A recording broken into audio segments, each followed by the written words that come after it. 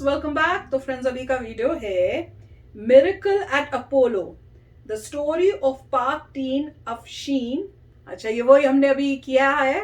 उसमें तो अब आप लोगों ने सजेस्ट किया कि ये वीडियो देखो, इसमें सारी डिटेल्स होंगी, तो वो देखते हैं। बड़ा ही प्यारा, मतलब जो मतलब मैसेज है ना, वो बड़ा प्यारा है कि एक डॉक्टर का फर्ज होता है जान बचाना, इमेटीरियल कौन है वो, कहाँ का है, और वो ही जो है डॉक्टर ने वो फर्ज निभाया है। और वो खुशी की बात ये है कि इंडिया में है वो डॉक्टर, एक हिंदू डॉक्टर हैं।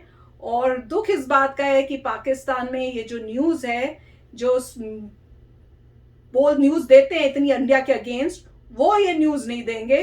अगर वो दें तो आए मजा। राइट, नहीं हमारे माइंड में ये रिलीजन का नहीं है। तो ये तो कहना कि हिंदू डॉक्टर हैं, क्योंकि वो पाकिस्तानी हिंदू करते रहते, मुस्लिम मुस्लिम मुस्लिम करते रहते, वो इसलिए सोच बोलना जो पड़ है रहा वो सोच उनकी है। हाँ। हमारे हिसाब से इंडियन डॉक्टर है, एंड ऑफ स्टोरी। वो तो है, बिल्कुल। हमारा तो वो तो उनका सुन सुन के लगता है कि अब उनको बोल के समझाओ भैया, हिंदू मुस्लिम करना बंद करो, इंसानियत इंपॉर्टेंट है। तो चलो वीडियो शुरू करते हैं। वीडियो शुरू करने से पहले अगर आप चैनल पर नए हो और आपने अभी तक सब्सक्राइब नहीं किया है, तो जल्दी से पहले सब्सक्राइब के बटन और बेल आइकन को क्लिक कर लो, ताकि आपको हमारे सारे न्यू वीडियोस के नोटिफिकेशन मिल जाएं जैसे हम अपलोड करें। अगर आपको वीडियो पसंद आता है प्लीज लाइक एंड शेयर। चलिए शुरू करते हैं। Afsheen Gun, a 13-year-old Pakistani girl who spent most of her life with her neck twisted at a 90-degree angle, has undergone life-changing surgery at Delhi's Indraprasth Apollo Hospital. Afsheen has never been to school or played with friends because of this condition. She also afflicted with cerebral palsy and had a rare condition that made her neck bend and her head sit at a 90-degree angle. Her father, who was a laborer, died in 2020, but 2 years before his passing, there was a ray of hope for the family. Afsheen's eldest brother, Mohammad Yaqub Kumbar, heard about spine surgeon Dr. Rajgopalan Krishnan at Delhi's Apollo Hospital. Doctor Krishnan के बारे में मैंने एक documentary देखी थी। उस लड़के का नाम था महेंद्र अहिरवार। तो उसकी जो है ना वो यूट्यूब पे वीडियो थी सर्जरी की। तो उसको मैंने देख के फिर डॉक्टर से रब्ता किया मैंने। फिर डॉक्टर ने हमें बताया कि कैसे सर्जरी होगी, कैसे इसका इलाज होगा, कैसे इसका वीज़ा होगा। वो हमें जो है सारा कुछ डॉक्टर ने गाइड किया। तो डॉक्टर ने गाइड किया, फिर हम चले आए। Yaqub raised funds through crowdfunding for Afsheen's treatment. Finally, Yaqub and Afsheen flew to India in November last year and met Dr. Krishnan. Actual diagnosis in the neck was a chronic, neglected, severe atlantoaxial dislocation. That is the C1 vertebra along with the skull tipping over the C2 vertebra, dropping to the left side and rotated 90 degrees. So I don't think I have seen such a severe fixed deformity. And she had spinal cord compression and cervical myelopathy. Cervical myelopathy means compression of the spinal cord leading to neurological dysfunction or deficit in the upper and lower limbs, depending on where the site of compression is. Dr. Krishnan diagnosed Afsheen with atlantoaxial rotatory dislocation. First stage was putting her in halo gravity traction.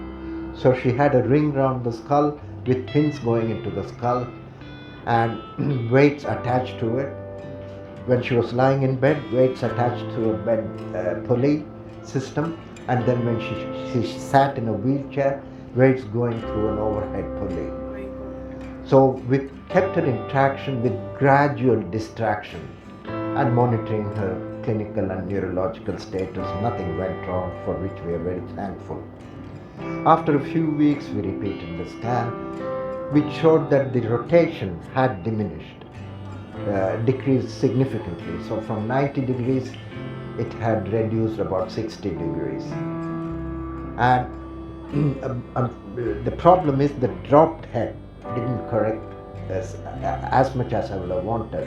I expected this because in a growing child, after 12 years, the bones adapt. This applies to any part of the body. So she had bony adaptive changes which prevented adequate repositioning of the skull on C2. Second step was the second surgery to release the sternocleidomastoid muscle which takes origin from the sternum and the inner or medial 1/3 or half of the clavicle collarbone, and then inserts in the mastoid process behind the ear. You can actually see it contracting when I turn the head.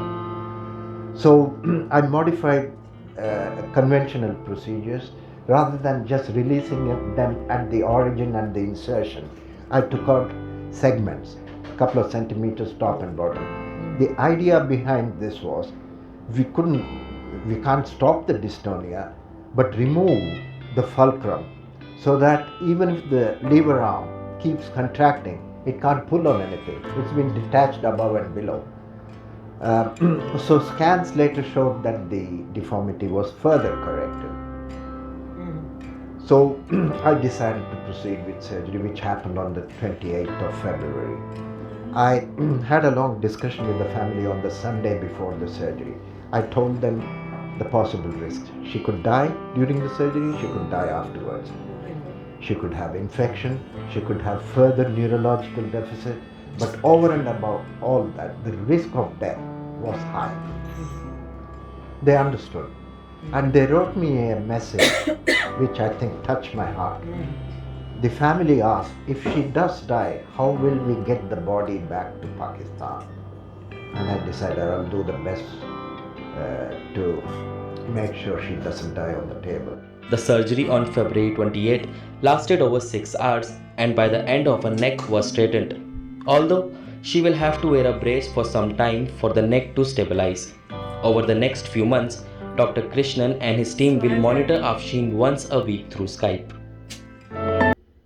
इतना प्यारा video है ना, इससे लगता है जब ऐसी videos देखो कि ह्यूमैनिटी, अच्छे लोग, अच्छे काम करने वाले, जैसे बोलते हैं ना, निस्वार्थ लोग हैं।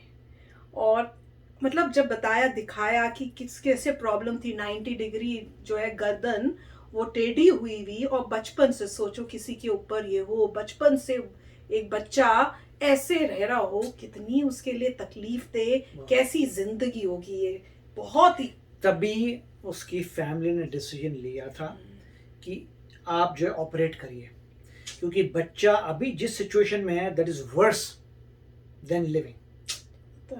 जिस सिचुएशन में बच्चा है, जैसे कह रहे हैं उसका, और उसमें जैसे कह रहे हैं कि न्यूरोलॉजिकल डिफेक्ट भी आ रहे थे, मतलब बच्चे का ब्रेन भी ठीक से ग्रो नहीं कर रहा था, मेजर प्रॉब्लम आ रही थी।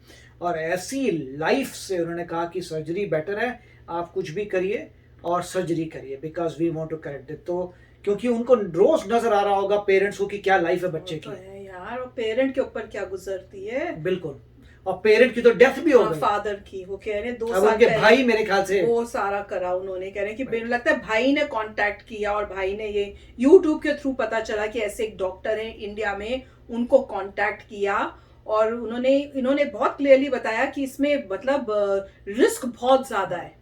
और उन्होंने यही बताया कि देखो इस सिचुएशन में इस स्टेज पे भी हो सकती है डेथ, इस स्टेज पे भी हो सकती है, ऑपरेशन के बाद भी हो सकती है, तो ऐसा कभी भी मतलब रिस्क बहुत है। तो उन्होंने फिर भी उन्होंने कहा कि नहीं, उन्होंने ये नहीं कहा कि हमने करना नहीं है, उन्होंने ये कहा कि भैया अगर हो जाए डेथ तो फिर बॉडी हमारे पास कैसे आएगी।